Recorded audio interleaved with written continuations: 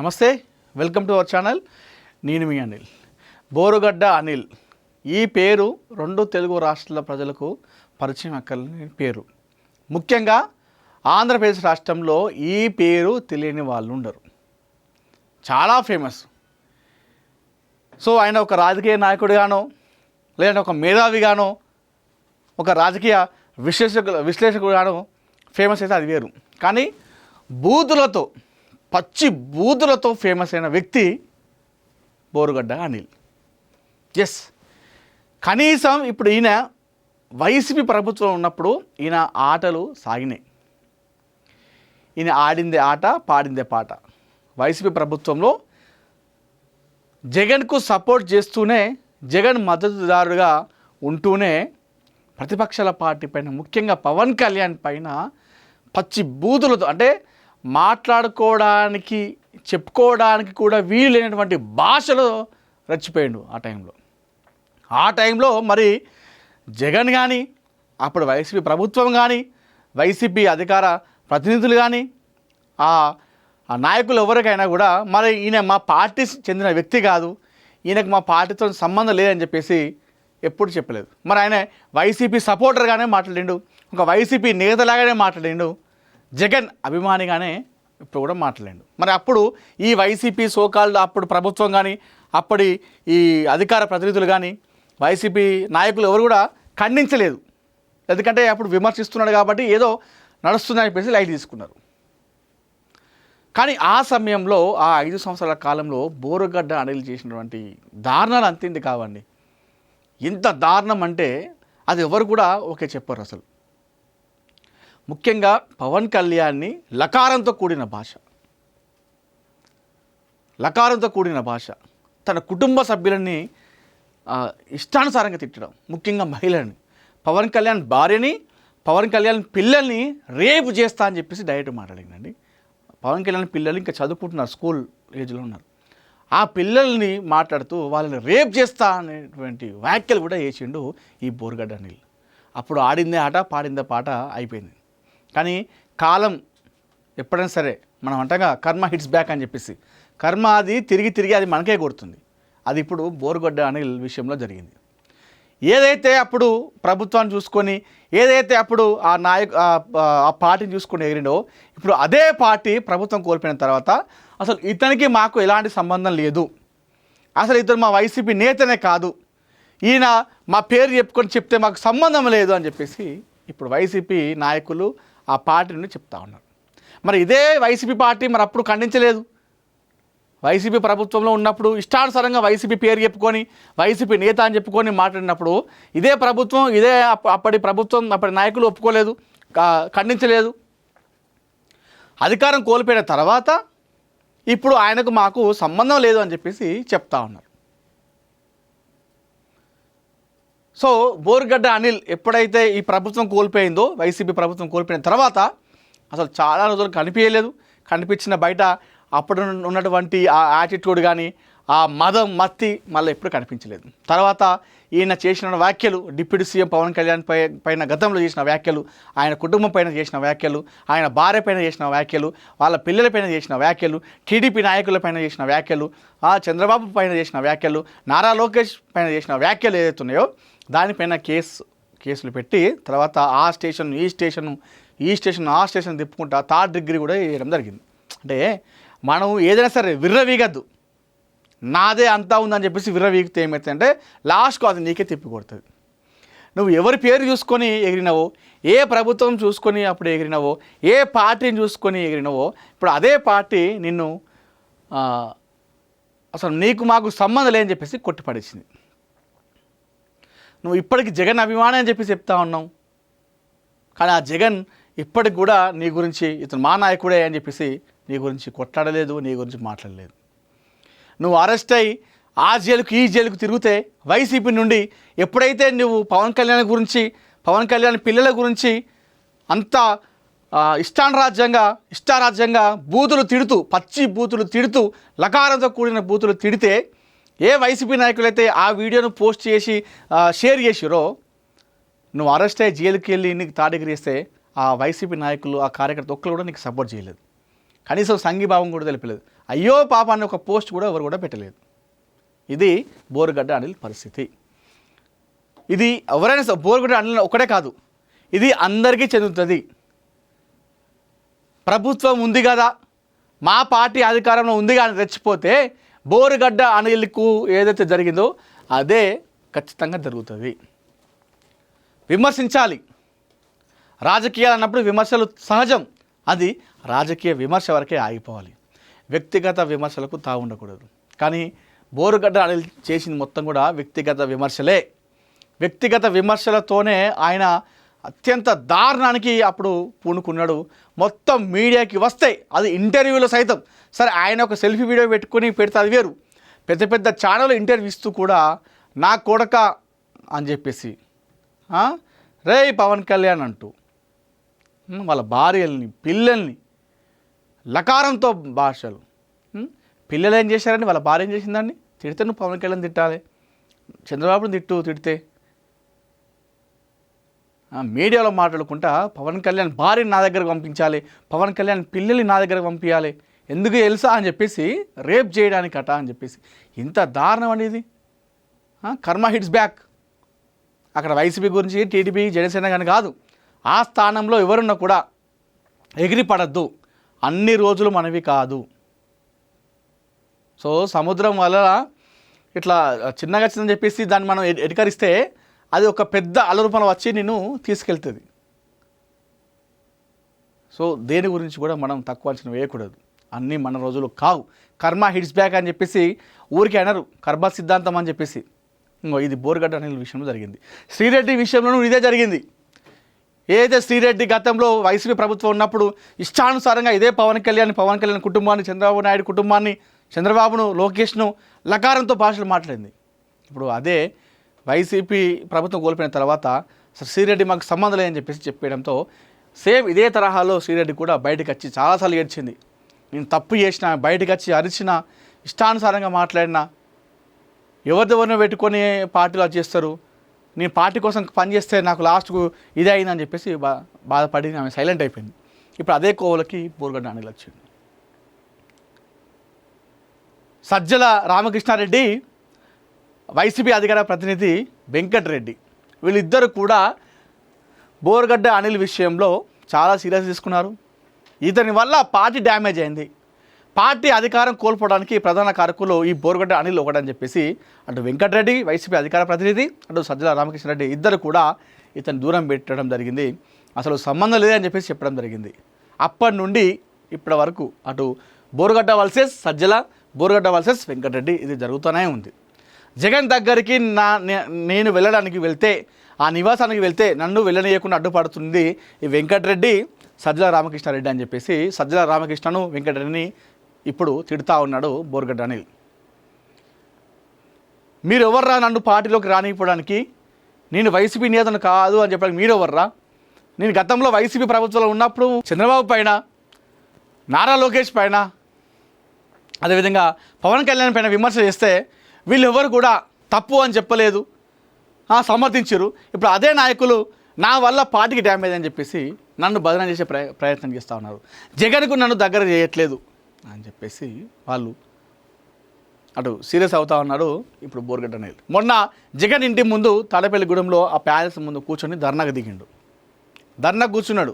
నన్ను రానివ్వట్లేదు, నన్ను జగన్ దగ్గరికి పోనివ్వట్లేదు, నేను జగన్ని చూసి రాజకీయాలకు వచ్చిన, జగన్ చూస్తే నీ వైసీపీలో చేరిన, జగన్కు సపోర్ట్ చేసిన, అలాంటి వైసీపీకి అలాంటి జగన్కు నన్ను దూరం చేస్తున్నానని చెప్పేసి ఇప్పుడు మాట్లాడుతూ ఉన్నారు. ఇప్పటికీ ఆయన మీద ఎన్నో కేసులు అయినాయి, 3rd డిగ్రీ జరిగిందని చెప్పి చెప్తా ఉన్నాడు. ఇంత చేస్తే పార్టీ కోసం నేను మా పార్టీకి సంబంధం లేని చెప్పి చెప్తా ఉన్నారు, వీళ్ళు లేవులు అని చెప్పేసి చెప్తా ఉన్నారు. ఇదంతా జరుగుతూ ఉంది. సో తెలుసుకున్నాడు బోరుగడ్డ అనిల్ చేసిందంతా, నేను గతంలో ఇంత చేసి ఉండకూడదు, నేను ఇన్ని మాట్లాడకుండకూడదు, నేను ఏదైతే చేసినో ఇప్పుడు అదే నాకు తిరిగి కొడుతూ ఉంది, నా అనుకున్న వాళ్ళు నన్ను నట్టేయడం ముంచిరు అని చెప్పేసి చెప్తా ఉన్నాడు. పవన్ అన్న సారీ నన్ను క్షమించు అనే దగ్గరికి వచ్చిండు ఇప్పుడు బోరుగడ్డ అనిల్. మరి ఇదేదో అప్పుడే ఉన్నప్పుడు, అధికారం ఉన్నప్పుడు ఎవరైనా సరే నువ్వు ఒక రాజకీయ నాయకుడిగా ఉండి ఒక పదవిలో ఉంటే విమర్శ చేస్తే అది నీ పార్టీకో నీ అధినాయకుడి ముందు నీ పేరు ఏదో ఉంటుంది.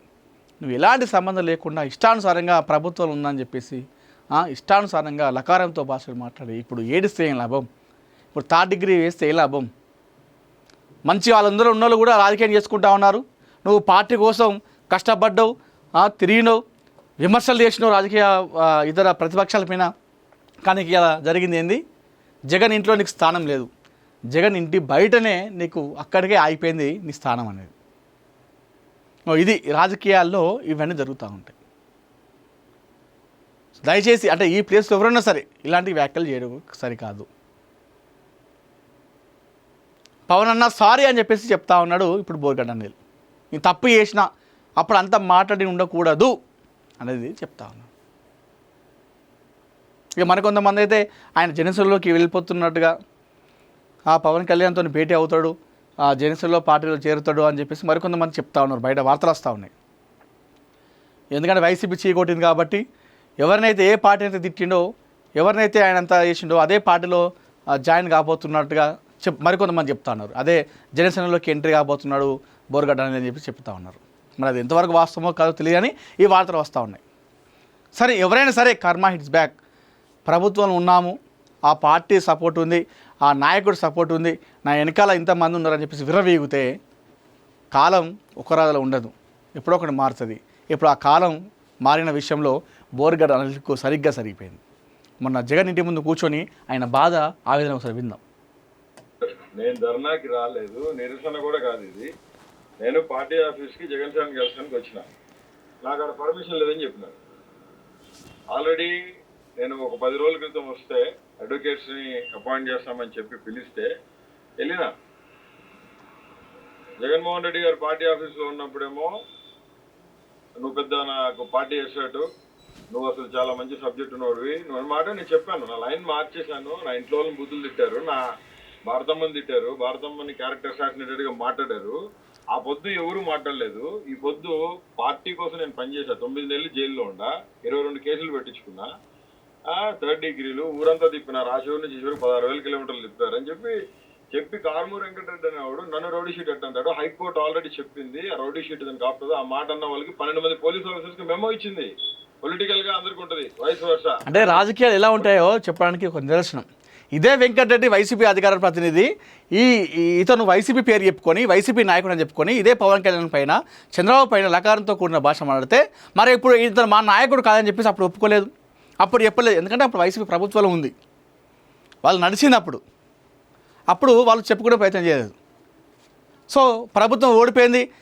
ఇప్పుడు ఆ వెంకటరెడ్డి ఎవరైతే సజ్జలు ఉన్నారో ఆ ఓడిపోయిన విషయంలో వాళ్ళ పేరు రాకుండా ఇతని వల్ల మా పార్టీ ఓడిపోయింది, వైసీపీ ఓడిపోయిన దాంట్లో ప్రధాన కారకుల్లో బోర్గడ్డ అనిల్ కూడా అని చెప్పేసి ఇప్పుడు ఆయన పేరు పైన నెట్టేసి వాళ్ళు చెప్తా ఉన్నారు.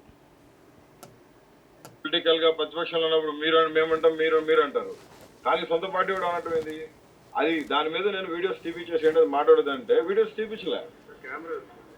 అతను నోటిఫికేషన్ వచ్చి మాట్లాడతాడు. అతను మాట్లాడింది ఎందుకు మాట్లాడినావు, నువ్వు ఎందుకు మాట్లాడినావు అని అడిగినా.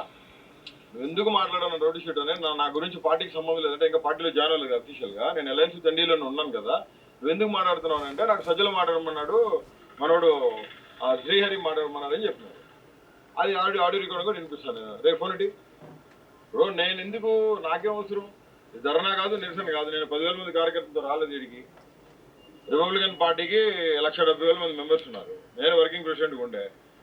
అత్వాలయ్య గారు ప్రెస్ మీట్ పెట్టి సారీ చెప్పు నువ్వు అంటే, సరే మాడోళ్ళు కూడా తిట్టారు కదా సార్, మాడోళ్ళు తిట్టినారు, భారతం తిట్టినారు, వాళ్ళకి సారీ చెప్పమని చెప్పండి, బహిరంగ నేను కూడా సారీ చెప్తాను సార్ అని చెప్పాను. లైన్ మార్చి మాట్లాడేటప్పుడు కారుమూరి వెంకటరెడ్డి అనేవాడు నా క్యారెక్టర్ అసాసినేట్ ఎందుకు చేయాలా? కారుమూరి వెంకటరెడ్డి మాట్లాడమంటే కారుమూరి వెంకటరెడ్డి ఎందుకు మాట్లాడినావు అడిగితే, నేను కారుమూరి వెంకటరెడ్డి ఏం చెప్పినాడు, కోడి శ్రీహరి సజ్జల రామకృష్ణారెడ్డి మాట్లాడమన్నారు, అన్నారు. నేను ప్రూఫ్ చూపిస్తాను మీకు. దాని మీద నేను అతని పార్టీ నుంచి బర్తరఫ్ చేయాలని ఇప్పుడు అనుకోవచ్చు, అనవసరంగా ఈ ఊబిలోకి దిగినా అని చెప్పేసి అనుకునే ఉంటాడు బోర్గడ్డ అనిల్. నన్ను వాడుకొని వదిలేసిర్రు, శ్రీరెడ్డి ఎలాగనో నా పరిస్థితి అదే అని చెప్పేసి అర్థమై ఉంటుంది. ఈ గేటు కాడ ప్రాణం విడుస్తా. కృష్ణారెడ్డిని 2-3 సార్లు కలసడం జరిగింది. ఇతను మాట్లాడుతూ చూడండి, ఎవరు నేను మాట్లాడుతున్నారు అంటే కారుమూరి వెంకటరెడ్డి మాట్లాడిన మాటలు.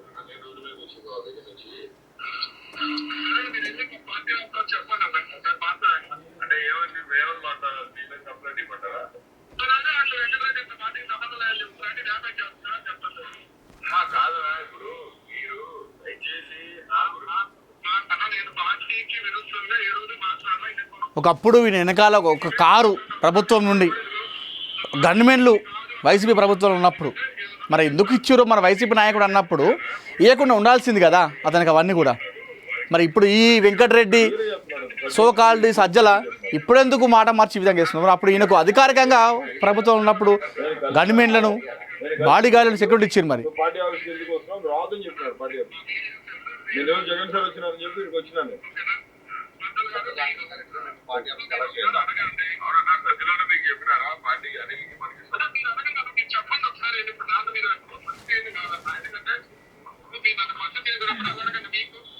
మీరు పార్టీలో మీ అన్ని వాళ్ళే అంటున్నారు కానీ వాళ్ళకే చెప్పండి. మరి ఏంటంటే మరి ఎప్పుడు డామేజ్ చేయడం నేను పార్టీ వైపు అయితే కాదని ఎంత చెప్తారు అని మీరే అడగంటే అప్పుడు నాకు ఎప్పుడైనా ఫోన్ చేస్తారు కదా. ఫేస్ మారిపోయింది మొత్తం బోర్గడ్ అనేది. అప్పటి యాటిట్యూడ్ లేదు. అప్పుడు 2 బటన్లు తీసి పైకి వేసుకొని మెడలో అవి ఉంటాయి అవి వేసుకొని కుర్చీలో ఒరిగి ఇంటర్వ్యూలో కూడా కాలు మీద కాలేసుకొని ఆ యాటిట్యూడ్ ఆ వైబ్ వేరే ఉండేలే అప్పుడు. ఇప్పుడు ఆ ఫేస్ మొత్తం మారిపోయి అట్లా లేదు ఇక.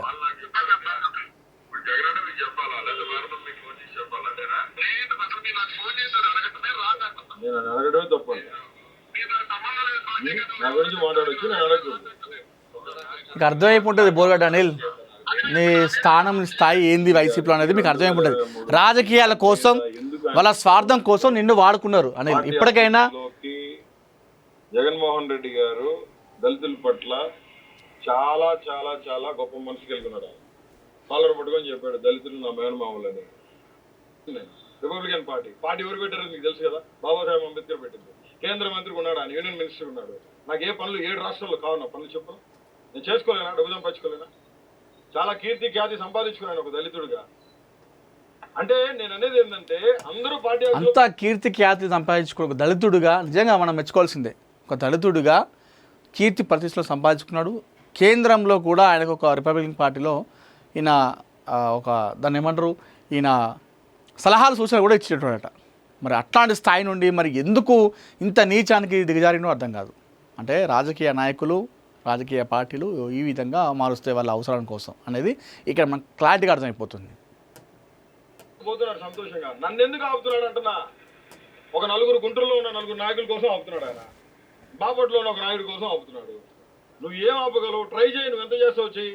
నేను ఇక్కడ గుడిసేసుకొని రోడ్లో ఒక చిన్న మంచం వేసుకొని పడుకొని జగన్ కోసం పనిచేస్తానికి సిద్ధమైనా.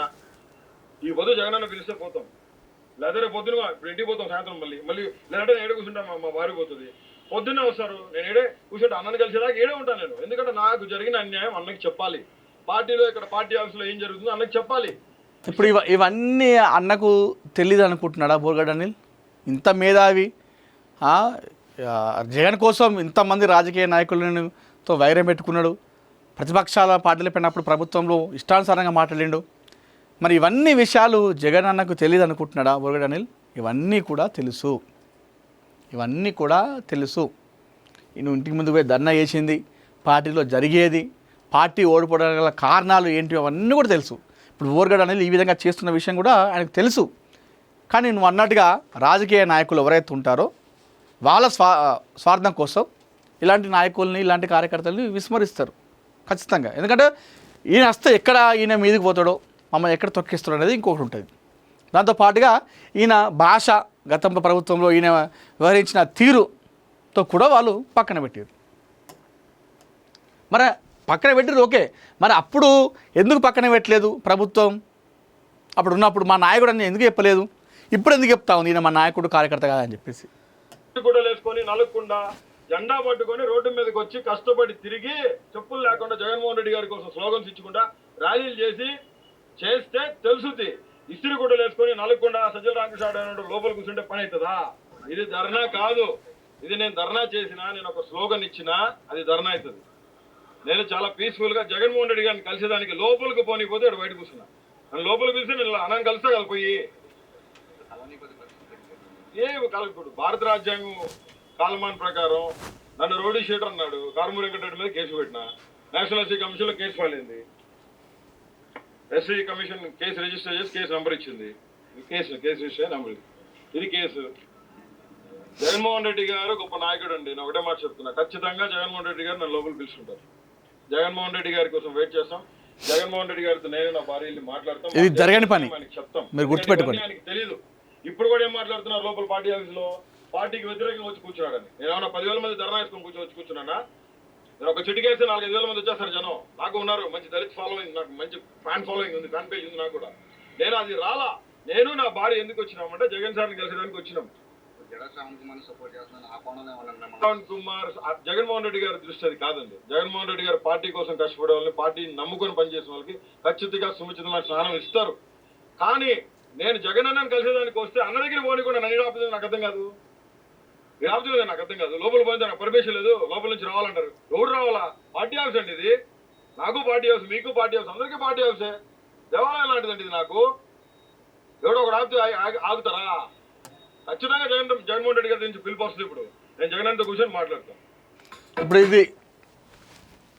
ఇది జరిగి కూడా దగ్గర 2 days అయిపోతుంది. మరి ఇప్పుడే పిలిపిస్తాడు, వెంటనే పిలిపిస్తాడు. మరి జరిగి కూడా 3 రోజులు అవుతుంది, ఇంకా పిలుపు రాలేదు. ఆయన కలిసినట్టు వార్తలు కూడా లేవు. మరి ఈయనే మాట్లాడిన వైసీపీలో బూతులు అంటే కొడాలి నాని మాట్లాడిండు, పేరుని నాని మాట్లాడిండు, ఆర్కే రోజా మాట్లాడింది బూతులు, వల్లభనేని వంశీ మాట్లాడిండు.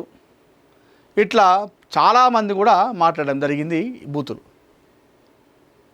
మరి అంతమంది మాట్లాడినా మరి వాళ్ళ మీద క్రమశిక్షణ చర్యలు తీసుకోలేదు. మరి ఇప్పటికీ వైసీపీలో వాళ్ళు కీలక నేతలుగా ఉన్నారు, ఉద్యమిస్తున్నారు, వైసీపీ తరఫున జెండాలు పట్టుకుని పోరాటం చేస్తూ ఉన్నారు.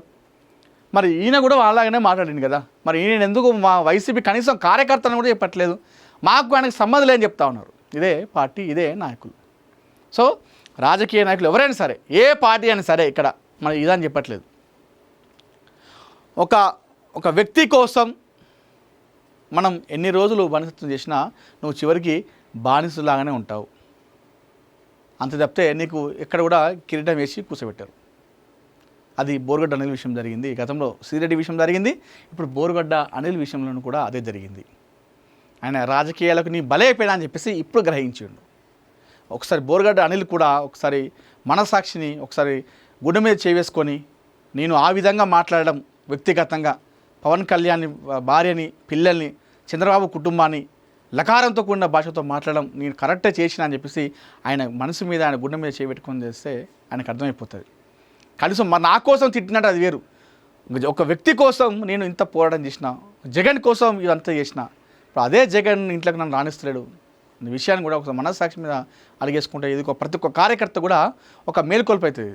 బోరుగడ్డ అనిల్ లాంటి ఎంతోమంది కార్యకర్తలకు ఇది, ఎంతోమందికి ఇది మేలుకొల్పు అవుతుంది. నువ్వే కేసులు పెట్టించుకుంటావు, లాస్ట్కి నీ మిన్నే 3rd degree అవుతుంది, నువ్వే సమాజంలో చెడ్డను అవుతావు. కానీ నేను ఆ వ్యక్తి కలవడు, ఆ కలవడు నీకు రాడు, నువ్వు మావోడు అని చెప్పుకోవడానికి కూడా ఉండదు సమాజంలో.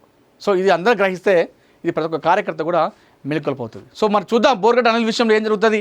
జగన్ పిలిపించుకుంటాడా, వెంకటరెడ్డి సజ్జలను కాదని చెప్పేసి జగన్ మావోడు అని చెప్పేసి గ్రహిస్తాడా అనేది మనం వేచి చూడాలి. ప్రస్తుతం అయితే బోరుగడ్డ అనిల్ విషయం అవుతుందో చాలా చర్చనీయాంశంగా మారింది 2 తెలుగు రాష్ట్రాల్లో అని చెప్పుకోవాలి.